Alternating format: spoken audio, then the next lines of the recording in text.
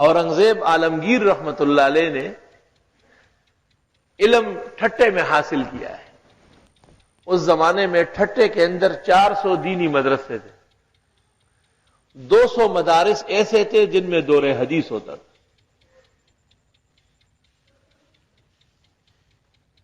ہندوستان کے اندر 3 مراکز تھے علم کے، ایک لاہور، دوسرا ٹھٹا، تیسرا دہلی۔ اور یہ شہر علم میں بغداد کا مقابلہ کرتے تھے۔ علامہ آلوسی نے روح المانی میں لکھا ہے، بغداد کے علماء ٹھٹے اور لاہور کے علماء سے مسائل پوچھتے تھے۔ سورۃ اعراف میں روح المانی کے اندر علامہ آلوسی نے ذکر کیا ہے۔ تو اورنگزیب عالمگیر رحمت اللہ علیہ نے بھی علم کی تحصیل ٹھٹے میں فرمائی۔ جب علم مکمل ہوا اور ان کی تحصیل تمام ہو رہی تھی، دستار بندی کا دن تھا، تو شاہ جہان لاہور سے روانہ ہو گیا۔ لاہور دارالخلافہ تھا۔ ٹھٹے آتے وقت دونوں طرف جتنے گاؤں تھے ان میں سونا اور چاندی تقسیم کیا اور لنگر دے دیا۔ جس جگہ سے بادشاہ گزرتا ہے پہلے کارندے پہنچتے ہیں، وہاں کھانے پکتے ہیں، اور پوری آبادی کی دعوت ہے۔ شہزادے کی تحصیل علم ہو رہی ہے۔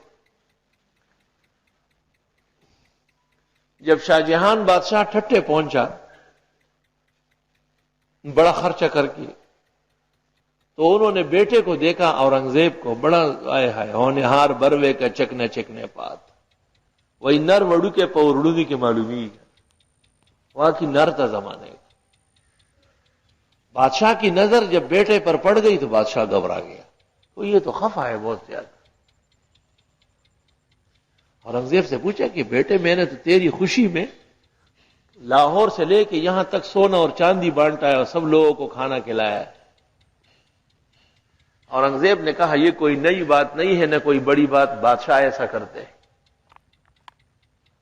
کہا کہ میں کیا کروں؟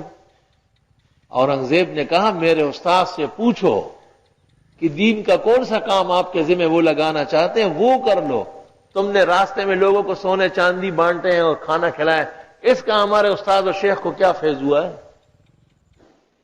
تو شاہ جہان اورنگزیب کے استاد کے سامنے پیش ہوئے اور اسے کہا حضرت اس خوشی میں کہ میرے لڑکے نے علم مکمل کیا ہے، آپ مہربانی کر کے کچھ حکم دیں، ارشاد فرمائیں۔ علماء نے کیا لینا ہے، ہم تو جیسے آئے تھے رومال کندھے پہ تھا اسی طرح ہی جائیں گے، اور رومال کندھے پہ نہیں ہوگا، چند گز کا کفن کا ٹکڑا ہوگا۔ ہماری تو یہی خوشی اور عزت ہے کہ علم کا ایک دریا جاری ہو گیا، اور اگر اللہ تعالیٰ قبول فرمائے تو انشاءاللہ آخرت بہتر ہوگی۔ دنیا کی بہتری کے لیے اتنا کافی ہے کہ اللہ نے صبح و شام ہمیں قرآن کے لیے بٹھایا ہے، اور اپنی مخلوق کے دل میں ڈالا ہے کہ جاؤ وہاں ایک ملنگ بیٹھا ہے اور اس سے قرآن شریف سیکھو۔ ہمارے لیے اس سے بڑھ کر سونا چاندی اور لال و جواہر اور نہیں ہو سکتے۔ گوہر معرفت اندوز کے باخود ببری کہ نشانی دیگرانست نصیبی ضروسیب، کہتے ہیں علم کا نصاب حاصل کرو، یہ بہت بڑی چیز ہے۔ سونے اور چاندی کے حاصل کرنے والے دنیا میں بہت، اور یہ قدیم زمانے کا دستور ہے۔ اورنگزیب کے استاذ نے شاہ جہان بادشاہ سے کہا کہ حضرت اس ٹھٹھے میں کوئی اچھی مسجد نہیں ہے بڑی۔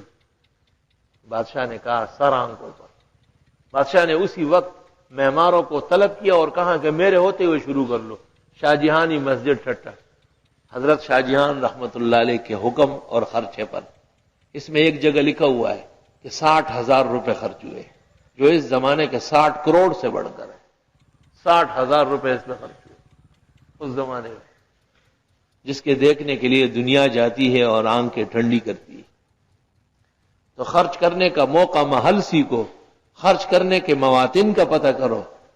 خرچہ خرچہ ہے، لیکن جب موقع پر ہو تو اس کے لال و جواہر اور اس کی نیکی پھر ختم نہیں ہوتی۔ اللہ